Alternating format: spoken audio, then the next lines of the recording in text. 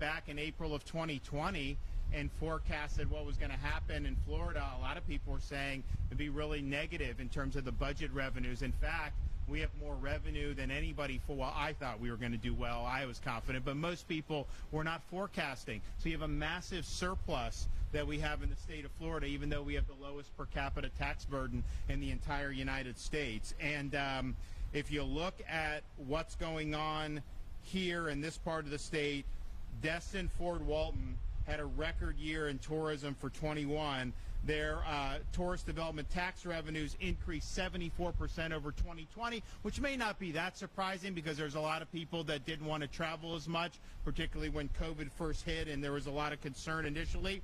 And so they're up big. But interestingly, 2021, the revenues are up 41% over 2019 pre-COVID. And so I think that that's showing.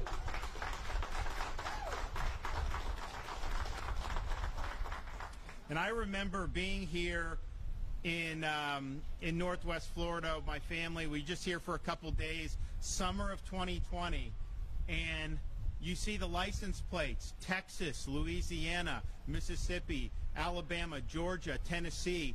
I mean, it seemed like anyone that was within driving distance, even if it was like 8 hours, they get in their car and they wanted to come to Northwest Florida. And so you really saw Northwest Florida overperform many other parts of the state, and they've continued to do that in terms of what they've been able to do over the last year and a half. But I'd mentioned these revenues generally. So prior to COVID hitting January of 2020, the general revenue estimated for the state of Florida for 2020-2021 fiscal year was $34.4 billion. COVID hits, international travel stops, domestic travel really ground to a halt. As a tourism state, that really was a big deal. So in August of 2020, the people that estimate revenue in Florida, they dropped the estimate of revenue from $34.4 billion to $30.9 billion. And they were forecasting really difficult economic circumstance. And then what happened, the actual collections, as reported in August of 21 for that fiscal year, was not the $30.9 billion that they revised downward due to COVID. It wasn't even the $34.4 billion pre-COVID estimate. It was $36.2 billion in terms of the revenue that came in. And again, we don't have an income tax in Florida. We will never, as long as I'm governor. We have the lowest per capita tax burden, and yet big increase in revenue. We've also led the country in business formations.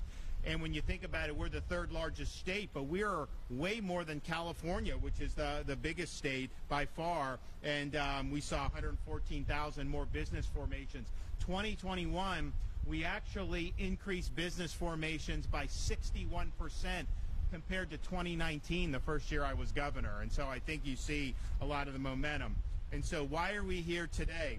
Well, we're here today to be able to announce that Florida's visitation once again topped pre-pandemic levels in the fourth quarter of 2021.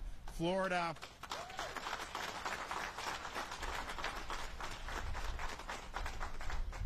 had 30.9 million visitors from October through December, higher than 2019 pre-COVID outright, and up nearly 60% from the same period in 2020. This is the second consecutive quarter that we had more visitors in Florida than the same time period in 2019 pre-COVID. And so you have Americans throughout our country, I think, have recognized it's a pain to travel internationally now.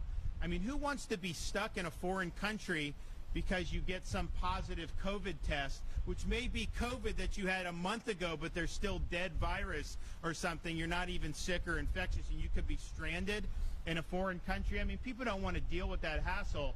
But then if you're looking to travel domestically, who wants to travel to some place where you want to go get a hamburger and you have to show your medical papers, or they force you to wear masks, or they force you to do all these things? And so in Florida, we don't do that. You know, it's a free state. You can make your own decisions about what you want or not do, but we're not doing passports. We're not doing mandates, and we're not doing any restrictions. And so people know when they come here, they can actually have a vacation. Why would you want to go someplace to vacation and then have someone hound you about your medical papers or about your mask or all these other things? So you make those decisions for yourself in the state of Florida. And it's not just other fellow Americans. We had, in the last quarter, 3 times as many Canadians come as was in the fourth quarter of 2020, because you see what's happening. There's huge restrictions, huge mandates, and so people, the snowbirds, have sought refuge in Florida. Some of them, of course, own property here, but many are also just visiting as tourists, and so you see that all about. In fact, 2020, December, January 2021, we had a lot of Canadian snowbirds that have property here.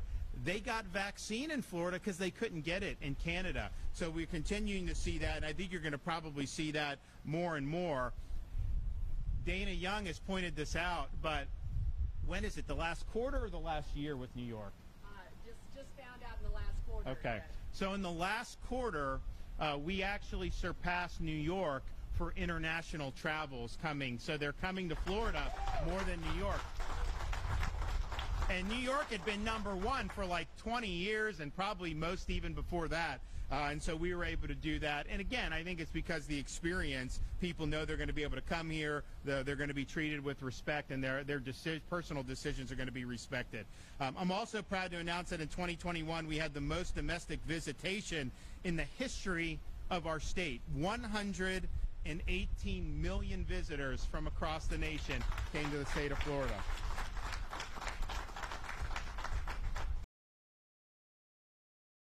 And amongst those visitors, I just have to point out, you have governors that have locked down their states, imposed mandates, imposed restrictions. You have big city mayors that have imposed lockdown policies.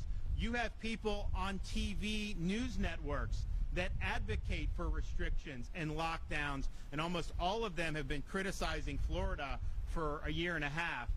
And yet many of them are part of our visitation figures coming down to Florida. You find them on the beach. You find them somewhere else at some resort, all the while they're treating their own people very poorly and criticizing us for treating people with respect and protecting their freedoms. So, yes, there are a lot of those lockdown politicians that are reflected in the 118 million visitors from across the nation. But look, you know, people vote with their feet, so they can say one thing, but what they do is often more important than what they say. Our state now, because of all these numbers, we have the highest hotel revenues ever in the history of Florida, $17.3 billion in 2021 in hotel revenues. Total passengers at Florida's 19 airports grew by 80% compared to 2020.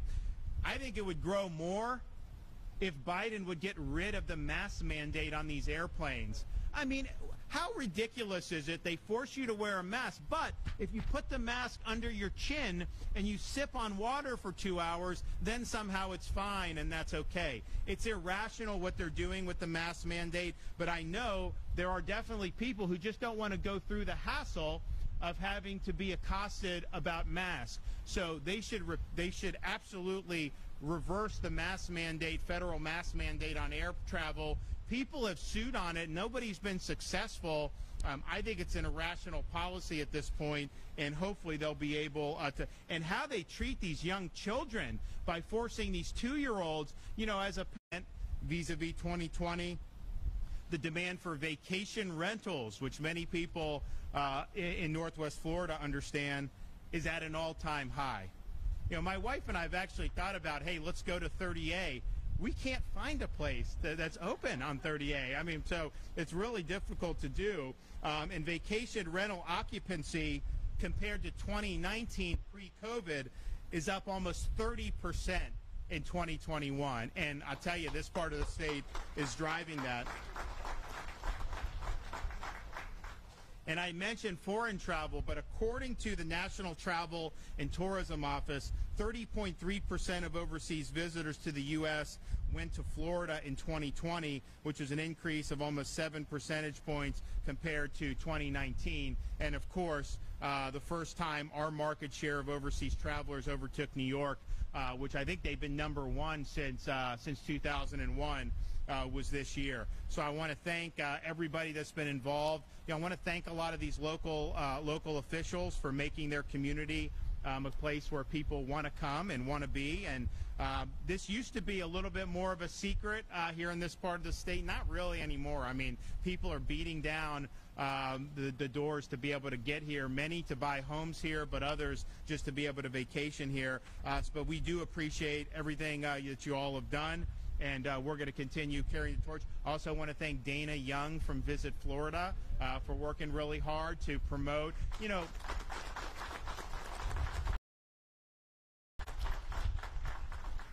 we live in an era where you have, New York-based corporate media outlets that basically propagate false narratives, partisan narratives every day. That's pretty much all they do. And so their whole narratives have been how bad Florida is. I mean, they've tried to do that for years. We made sure Visit Florida, we're getting the word out. But I think people instinctively realize, that these are not trustworthy outlets, and they basically ignored them, and instead were beating down the doors to get down here. So we're happy about that, and we want to thank Dana for what she's been able to do. So, okay, well, we're here. We're going to hear from some folks who've been involved in this. So we have Collier Merrill, who's going to talk a little bit more about what they're doing here. We have Chairman Ponder from the County Commission. We have Jennifer Adams from the local tourism, and then Dana Young from the state of Florida tourism. So, Collier, you want to come up?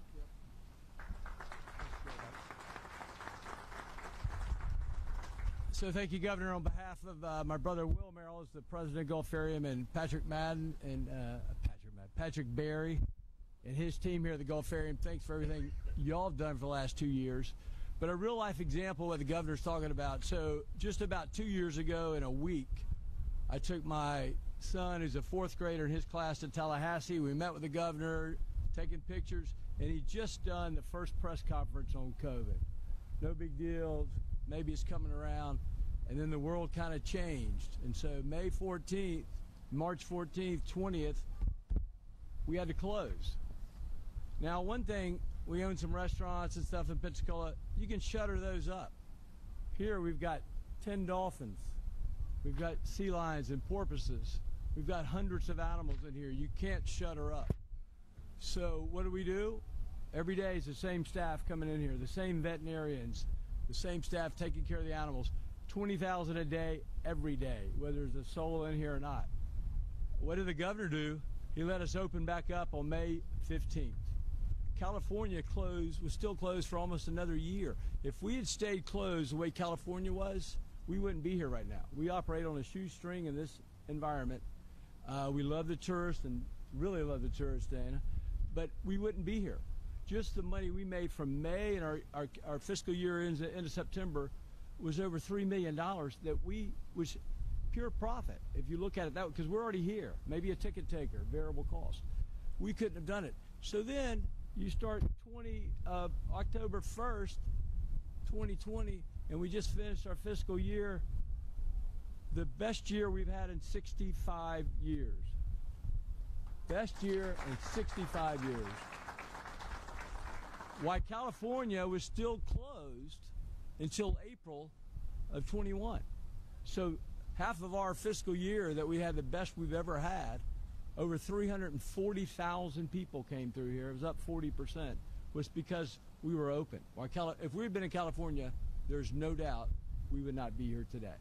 And so we had our best year ever this past, and we look for going forward in the future. We just kicked off, I had to force my brother to DocuSign the loan document for $24 million. We're doing a big expansion to the north here.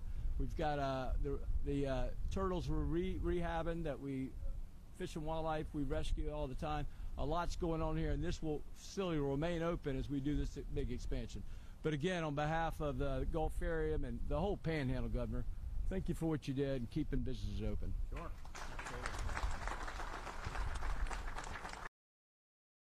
Okay, Mel. I think we'll all attest here that if you can't find a unit on 30A, we'll find you one in Okaloosa County. So we're always honored to have you close by. You know, those had the great honor of serving our area and local government for a number of years, and I've seen firsthand the powerful impacts that tourism has, not only us as an economy, but us as each of us as individuals. I want to thank you, Governor, for your amazing leadership in this area. Although you've worked relentlessly to diversify our economy, you've stayed steadfast in promoting and standing by tourism as a leading economic driver for our state.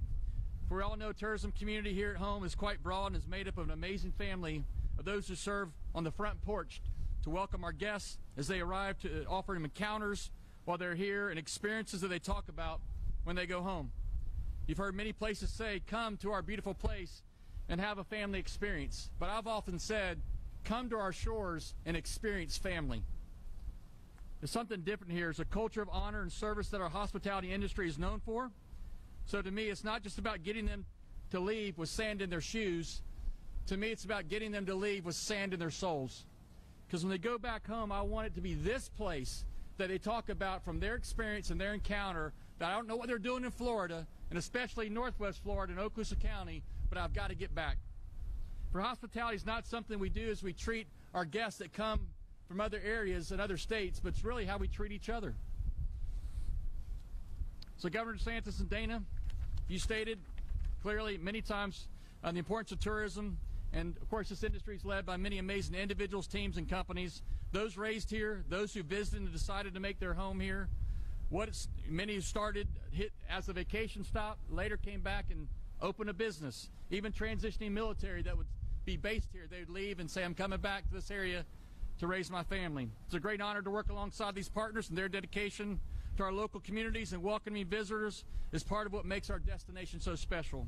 While these past 2 years, as Collier talked about, have presented a unique set of challenges, I want to thank you, Governor, because I remember where we were, that Ken Wampler and many others on the phone, Jennifer, relentlessly saying, please, it's a big deal to us. Our vacation rentals were served with excellence and be clean. And it was Governor DeSantis that released the call and said, we're opening you back up, and the business began, and life began to float back into our economy. So thank you for being a great fan of Northwest Florida. But also of great importance is the great opportunity we have every day to offer our guests an experience, helping kids and families be the best they can be, getting them out on the water, to offer them an encounter, perhaps even a new skill, any of which becomes the catalyst to launch dreams and purposes and destinies in their lives as they go back home. So Governor DeSantis, we thank you, we honor you, and we welcome you here today with your visit. Thank you for supporting tourism. Thank you for supporting one of the many lifelines here in Destin, Fort Walton Beach, and throughout the state of Florida. Thank you so much.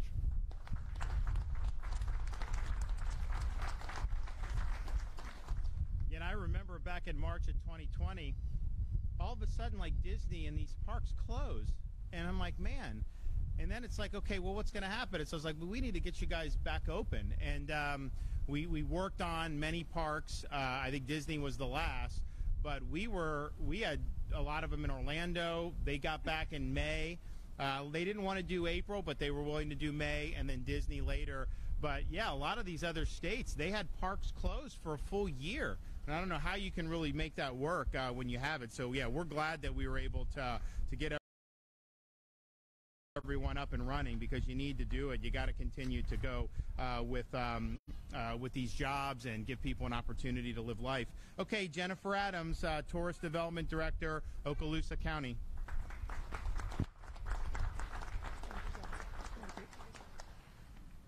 We'll also put you on a charter, too, if you come here. So how about that? So as Governor DeSantis said, we did have a record year with tourist development tax revenues, 74% over 2020, but really that 41% over 2019.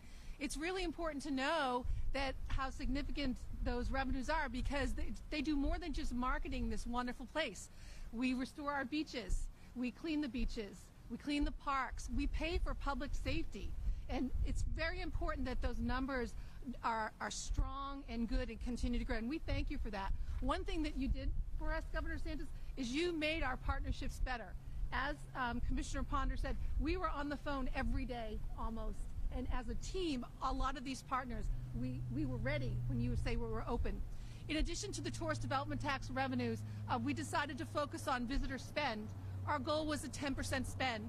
We exceeded 30%, and that brought in $736 million above and beyond the tourist development tax revenue, which was $184 million more than we had projected. And that went directly back into our restaurants, our fleet, our shops, our guides, and we are very, very blessed for that. As a result of this growth, we've been able to introduce new products and innovations in collaborations with our partners, such as the Gulfarium. One way we've accomplished this is by introducing families to our Little Adventures, which are new bite-sized challenges that make it easy to help moms get their kids outside and make childhood an adventure again. Little Adventures has stimulated local businesses by helping them create new products and experiences for both our local and visiting families. Looking ahead, the future of tourism is very bright here in Destin-Fort Walton Beach. Our projections for 2020 are pacing well ahead of those record-setting numbers. Governor DeSantis, we thank you for that. We are truly humbled that you have been a champion of tourism, our livelihood, and we're very humbled, and also with the continued support and collaboration and partnership that we have with Visit Florida. Thank you so much.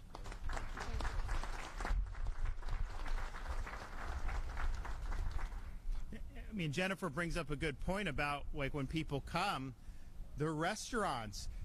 Most of these other states, these restaurants, a lot of them went out of business. It was very difficult. A lot of them aren't even allowed. I mean, they can't even serve who they want. Like, if you have to have a shot record to even be able to sit down in some of these places, and so it's totally bizarre. And so here in Florida, they've been able to do very well, and I think a lot of restaurants have actually never done better than they've done over the last year or so. And so we're proud of that because, I mean, one, there's a lot of important people that work in those industries. These are good jobs. These are good folks.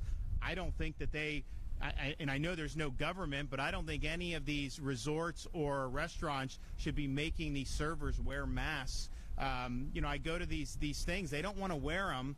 I'll speak to a group. There'll be 500 people at a dinner, and I'll speak.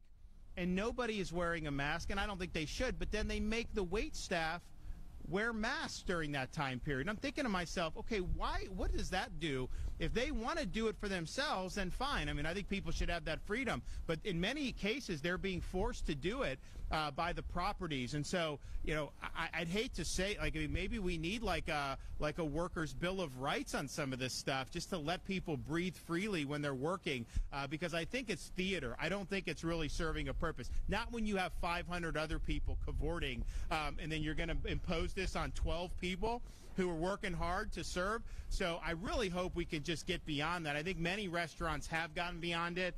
I think some hotels have, but I'll tell you, I've been to some places, and they're very appreciative of being in Florida that they're able to work. But I'll always say to them, well, when are they going to liberate you from the mask? And they're all like, we don't know, but they're all waiting for it. So any of these big companies that are running these hotels or resorts, liberate your employees from forced masking requirements.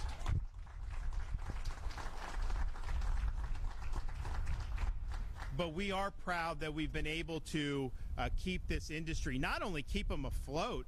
I mean, they're thriving like they've never before. People are bringing restaurants to Florida because they couldn't operate effectively in other parts of the country. Some really incredible restaurants. And then the restaurants that we've had here before COVID, most of these are family businesses. Most of these they run on tight margins. It's not an easy industry to succeed in. And having Fauci-type policies, Fauci, he would criticize Florida for having restaurants open all of summer of 2020, saying you shouldn't do it. He was acting like this is the worst thing ever. But I'll tell you, what he was really advocating for was the destruction of the livelihoods of tens of thousands of people in our state. And we stood by to protect those livelihoods, because somebody that is on the wait staff, or somebody that's a chef, or somebody that's tending bar, you see them there, but then you don't know when they go home. They have kids, they have mouths to feed, they have families to support, and to just say that they shouldn't be able to work, that was unacceptable in Florida. And so we made sure we stood by those folks. And now you have these folks doing very well, really across the board in our state. And so we're proud of it. I mean, our hospitality industry is a bedrock part of our state, not just the restaurants, the hotels, everything that goes into it, but the employees are really hardworking people. And so we want to stand by them, protecting their jobs, but obviously advocating for them to be able to go to work without having to cover their face all day. Okay, Dana Young, Visit Florida. Thank you, Governor. And I do indeed have sand in my shoes right now, and that is a wonderful thing here on this beautiful, beautiful beach. And Governor, I just thank you so much for being here today.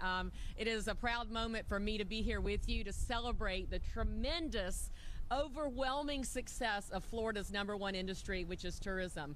The fact that we had record domestic tourism in 2021 is mind-blowing. The fact that I love talking about this, that we've beat out New York as the #1 destination for international travelers is amazing.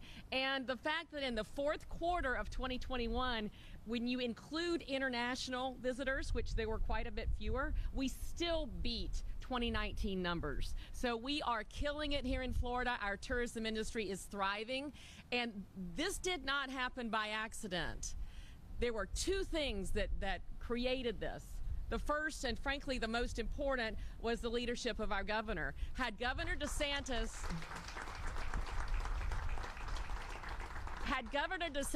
not had the strength of will and conviction to keep our state open through massive criticism and continued news media attention in the negative way, we would not be here today. And number two is the ability that the governor gave Visit Florida to actively and aggressively and unapologetically market our state to the United States and to the rest of the world. And by doing that, we have gotten people here in our state of Florida that have never been here before.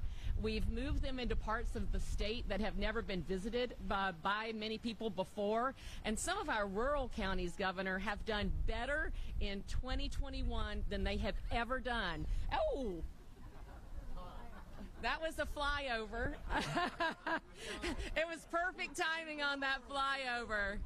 But so it's not just the big cities and the urban centers, but it's also our rural counties and our natural experiences that are being discovered by the world. And we're just so grateful to be here. And I'll just tell you, we don't make predictions at Visit Florida, but with these domestic numbers, once our international visitors are able to get back here, look out, because Florida is going to continue to dominate the country in visitation. And I think the operative word, you've said it many times, is freedom. People are wanting freedom, and they find it here in Florida. Thank you, Governor.